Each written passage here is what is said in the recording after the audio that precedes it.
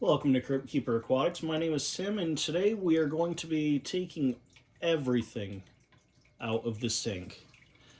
We're switching this tank over to be able to house some Cardina shrimp. I'm just getting a random mix of some culls and mischlings, just to get a better understanding of how to keep them alive, how to keep them thriving, get them breeding, that sort of thing.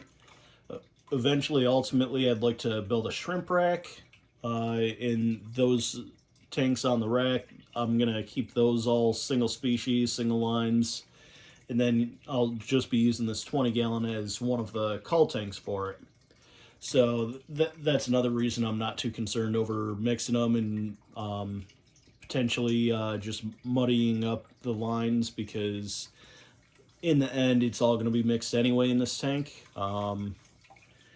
Plus, I've heard with Caridina shrimp, mixing them isn't always a bad thing. You come up with a lot of new colors and patterns through hybrid crossbreeding. So we'll see what happens when it's done randomly without any selective breeding at all. So this might be a little bit of a long video. It's definitely going to look disgusting in the tank. What I'm doing is I'm just taking the plants out of the tank, and for now I'm placing them on these wet paper towels, and I'll keep them covered up. Get this tripod back in place for you. Okay, so let's just dive right in. So the first plant I'm taking out is the frog bit. It's a floating plant here. Oh, there's the camera.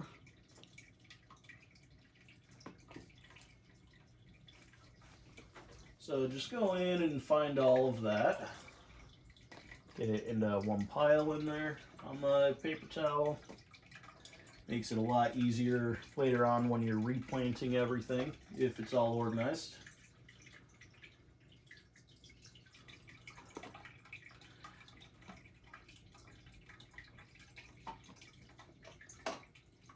Piece behind here. Okay, I think I got all the frog bit now. It's only a few pieces that I put in there. I had 1 cup that I bought from the local fish store and split it up between 4 different tanks, so just kind of waiting for it to grow out a little bit more.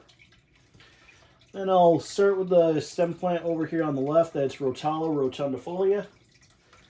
Just gonna go ahead and pull these straight up. It's gonna kick up some dirt, don't worry. And I'm just shaking off as much of that sand and gravel as I can. That way, when I put it in the new tank, I don't have as much cleanup to do afterwards.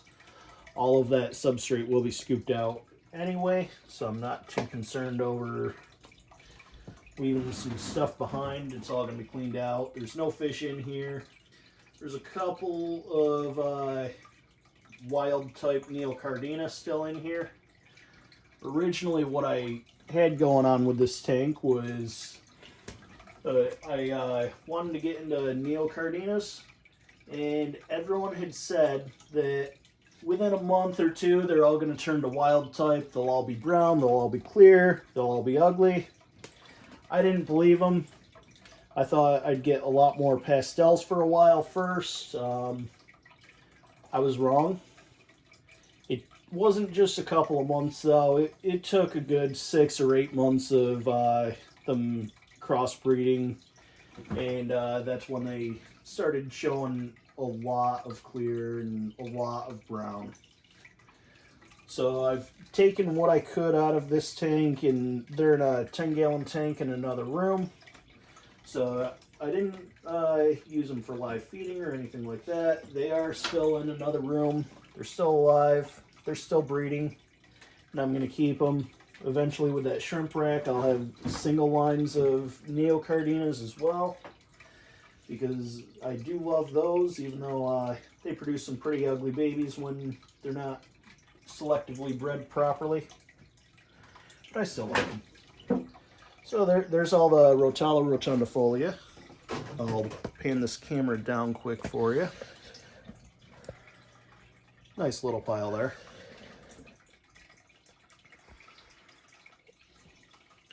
Up next here in the front, I've got a little bit of Crypt Parva and one little piece of Dwarf Sagittaria. I used to have quite a bit of Dwarf Sag in here a while ago. It was taken out not too long ago, and I missed a piece and decided to just plant it down in anyway for whatever reason. There's the Crypt Parva. Here's the Dwarf Sagittaria. Like I said, it's going to get dirty in there. I do apologize. It's just nature of the beast.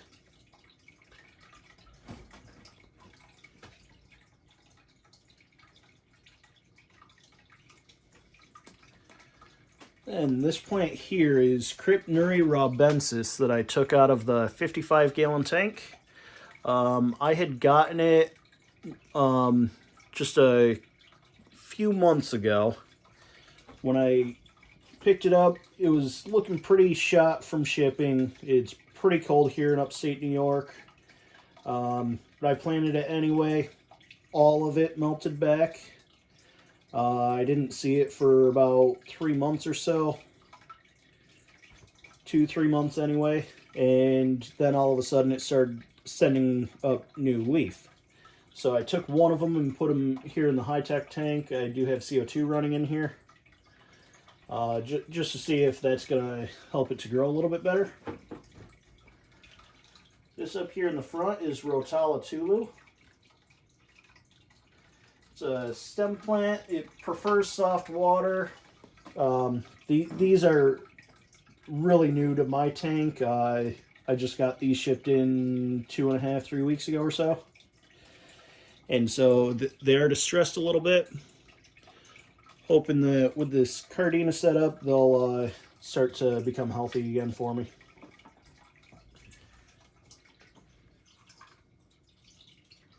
Another piece of that here in the back that floated up.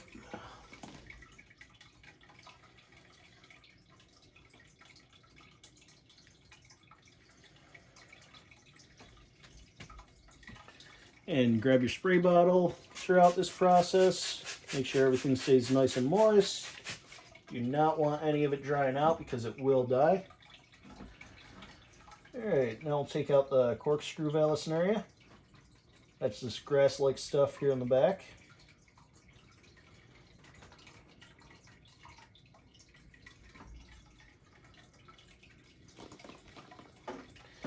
Very nice plant once it starts to become healthy and starts to spread for you. Super easy low-tech plant. Highly recommend it. Got Crypt Wendetti Red here. This one here also came out of the 75-gallon tank not too long ago.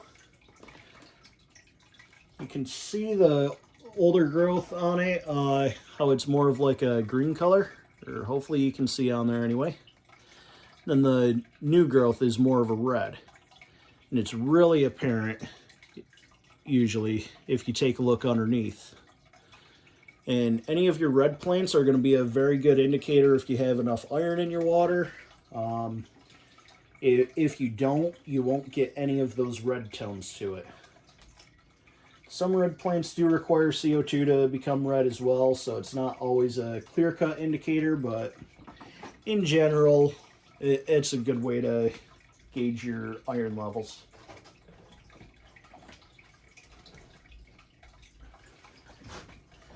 Alright, and then up here I do have some more of the Crypt Parva.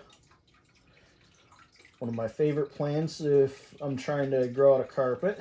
I've actually got some more pieces of this coming in from boostplant.com.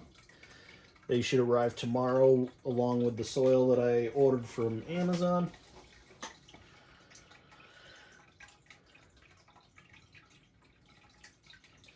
And this crypt here, I'm not quite sure what this one is. This came out of a random corner.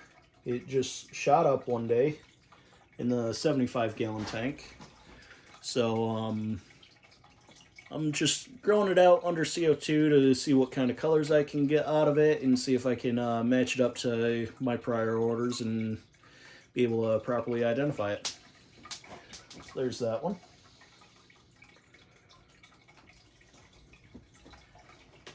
bit more of the corkscrew veil. And the veil scenario, they do have one called Jungle Veil, and that's going to be more straight leaves. Just as easy to grow, just as nice. I just kind of prefer the corkscrew. It adds a nice texture. Kind of a big reason why I love cryptocorns too, because the textures on those leaves, all those crinkles, all the different colors that you get, that's what really makes a crypt special to me, is the different colors and textures that you can get in your tank. With a good planted tank, once you have a good aquascape, once you get good at it, you're going to quickly realize that you don't care as much about the fish, you're more into the plants. And that's my whole goal, is to get more people here into the plants in the tanks rather than the fish themselves. Decorate with the plants, make the tank look good with the plants, and then your fish just become a little ornament on that. And that's kind of what you want. You don't want to have millions of fish distract you from the beauty of the nature of all the plants in your tank. Then this last stem that I pulled out is Rotala atra. Another good indicator of the iron levels of your tank and light levels of your tank. If it grows in nice and pinkish, orangish colored, that's how you know you've got plenty of light, you got plenty of iron available. So that's that one. Very easy to grow, grows just like a weed. These have only been in there for about 3 weeks now. I got them on the same order that I got the other one I showed you earlier, the Rotala Tulu. Alright, and that's all the plants in this tank. So I'm going to keep those covered, keep them wet, moist. That way none of them are drying out, none of them are going to die on me. And then I'm going to go back through and get as many of the shrimp that I see out that I can. I'll start removing the heater, the CO2 line, the drop checker, and then it's off to grab a scoop, get all of this nasty soil out. I'm not going to show you that because it's just going to be like chocolate milk in there. It would be a really boring video if you ask me. The first scoop might look exciting, but after that you're not going to see a single thing going on in there, so I'm not going to bore you guys with that. But if you'd like to see it getting filled back in, be sure to hit the subscribe button. Right next to that is a notification bell. Turn all notifications on and you will be told every time I post up a video. Thank you all for watching, and I'll catch you next time. See ya.